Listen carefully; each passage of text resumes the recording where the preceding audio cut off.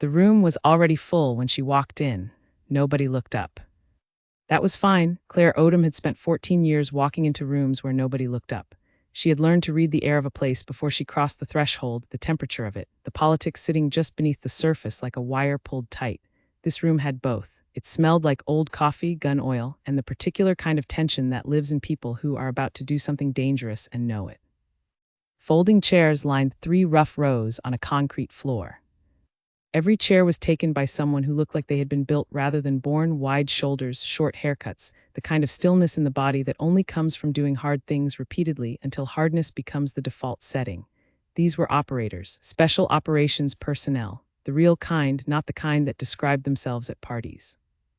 Claire took the last chair in the back row. She set her bag on the floor, unzipped it partway, and said nothing. Her contractor badge hung from a clip on the chest pocket of her jacket. The jacket was too large. She had bought it at a base exchange 2 sizes up because the one that fit her properly kept riding up when she moved her arms, and she moved her arms a lot in her line of work. She had been brought in as a logistics consultant. That was what the paperwork said, logistics consultant. It was accurate the way a single sentence is accurate about a book, true, but almost entirely incomplete. Captain Nathan Greer stood at the front of the room beside a board covered in maps and printed satellite images. He was not a large man in the way that announces itself. He was large the way structural things are large, quietly, necessarily, without performance. He had the face of someone who had made decisions in the dark and lived with them afterward, which is a different kind of face than the one people are born with. He was going through the mission overview for the 3rd time. His voice was steady and efficient, the kind of voice that had repeated things many times in many bad places and had learned to strip everything unnecessary from a sentence before it left his mouth. The mission was an extraction, a source, a person with critical intelligence who had been placed by a partner agency into a location that had since become inaccessible by conventional means. The ground team had a window, 11 minutes, terrain that most aircraft would find difficult and that standard mission planning had already determined required a specific kind of pilot with a specific kind of experience in low-altitude rotary flight over mountain terrain at night. They did not have that pilots. That was the problem sitting in the center of the room that nobody was saying out loud yet.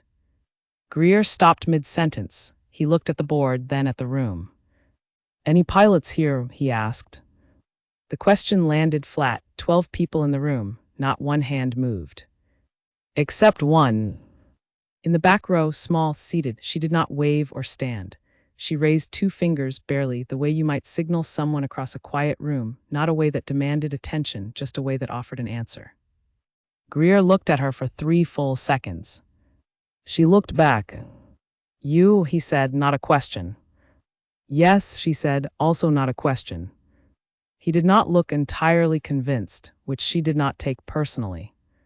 She had spent enough time in rooms like this one to understand that her presence in them required a moment of recalibration from most people, and she had stopped resenting the moment a long time ago. What she had never stopped doing was making good use of it. Greer walked toward her, not aggressively, more the way a person walks toward something they need to assess properly. "What do you fly?" he asked. "Rotary," she said. MH-60, H-1 variants, some civilian equivalents in the back half of my career. He nodded once, slowly. "How many hours?" "Logged 4,200, give or take." The room changed, not loudly, just a subtle recalibration in posture and attention, the way air shifts before weather. 4,200 hours of rotary flight was not a number that appeared on a contractor's badge without a story behind it. It was not a hobby number or a part-time number. It was a career built out of early mornings and late nights and difficult choices about which risks were acceptable and which were not, and built in theaters that used live ammunition. Greer pulled a chair from the nearest row and turned it backward, sitting with his arms crossed over the back of it. This was a gesture she had learned to read. It meant he was staying. It meant the conversation had become real. "Tell me your background," he said. Claire told him not all of it. She never told anyone all of it, but the relevant parts. 12 years of active commissioned service. Naval aviator from the start, rotary assignment by choice when she could have taken jets, because she had always found that the work she wanted to do happened low and slow and close to the ground rather than fast and high and far away from it. 2 operational deployments, one in a theater she could name, one she could not. She had flown support, extraction, and resupply in conditions ranging from standard to conditions that had no official name, because naming them would have required acknowledging what the mission was, and the mission was the kind that did not officially exist. She had retired from active duty 3 years ago, lieutenant commander. She had taken the contractor work because sitting still did not suit her, and because the work still needed doing, and because she was, if nothing else, practical about what she was good at. Greer listened without interrupting. When she finished, he was quiet for a moment. "You read the brief?" he asked. "I read the summary they gave me when I was brought in," she said. "I have questions about the rest of it." He reached behind him without looking and picked up the mission file from the table. He held it out to her. She took it. She read it. The room watched her read it. She was aware of being watched and paid it no attention because paying attention to being watched was exactly the kind of thing that got people killed by distracting them from what they were supposed to be paying attention to, which in this case was the mission file. She read for 4 minutes. Then she looked up and said, "What is the terrain buffer on the eastern ridge?" Silence. Greer looked at the map, then at his senior planner, a compact man named Owen Hatch who had the expression of someone who had just been handed something unexpectedly heavy. "It is listed as approximately 300 meters, Owen said. "In the brief," Claire said. "But the satellite image from this date," she tapped the corner of the page, "shows a ridgeline shift consistent with erosion or landslide activity. If that buffer has changed, the primary landing zone becomes unworkable at low altitude in rotor wash. You need a secondary, and you need it surveyed before the window opens." The room was very quiet. Owen looked at the image. He looked at it for longer than he had intended to look at anything today. "She is right," he said. He said it the way someone says a thing that they wish were less right than it is. Greer looked at Claire for a moment, not the assessment look from earlier, a different one, the one that comes after assessment. "We have 17 hours, he said. "Can you survey it and plan the secondary?" She picked up the mission file and her bag. She stood. "I will need full access to your ISR assets and someone who can get me topographic data from the last 48 hours, she said, "and better coffee than whatever that is." She nodded at the pot in the corner, which had the appearance and probable consistency of something that had been left on a burner since the previous administration. Greer almost smiled. It did not fully arrive, but it visited briefly. "Owen," he said. "On it," Owen said. Claire walked to the front of the room, set her bag on the table next to the maps, and started working. The room recalibrated around her the way rooms do when the center of gravity shifts and everyone has to find their new footing. In the back row, the chair she had been sitting in sat empty. The contractor badge, too large jacket, 2 sizes up, clipped to a chest pocket, was now at the front of the room, and the woman wearing it was bent over a map with a pencil, drawing a line along a ridgeline that nobody else had thought to look at. Nobody had looked up when she walked in. They were all looking now. She did not notice. She was reading the terrain. She had always been better at reading the terrain than reading the room. This was not a weakness. In 17 hours, it would be the only thing that mattered. Outside, the desert held the heat of the day deep in its skin.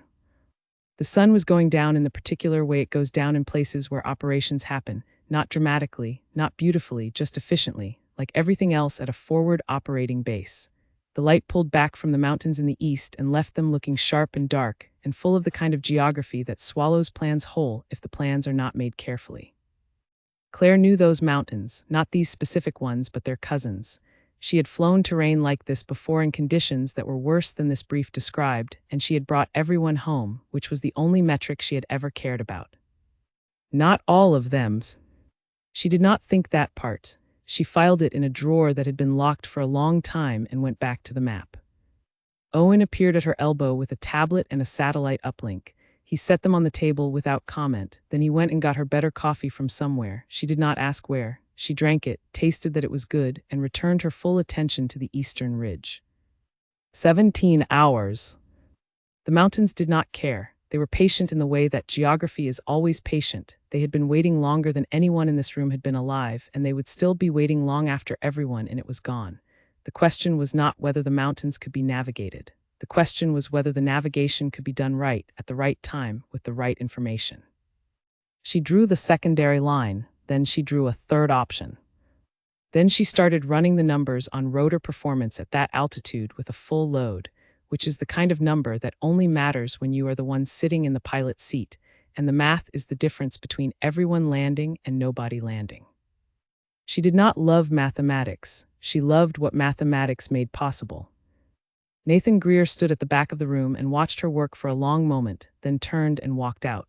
He had operators to brief, equipment to check, and decisions to make about a mission that had just shifted in a direction he had not expected. He had expected to spend the evening managing a gap in the mission plan. Instead, he had a pilot. He was not sure yet what that would mean. He had learned over many years and many difficult operations that the difference between a plan that works and a plan that does not is almost never the big thing that everyone sees coming. It is almost always the small thing, the question that nobody asked, the number that nobody checked, the woman in the back row that nobody looked at when she walked in. He did not think about it further. He had work to do. So did she. The Eastern Ridge waited in the dark.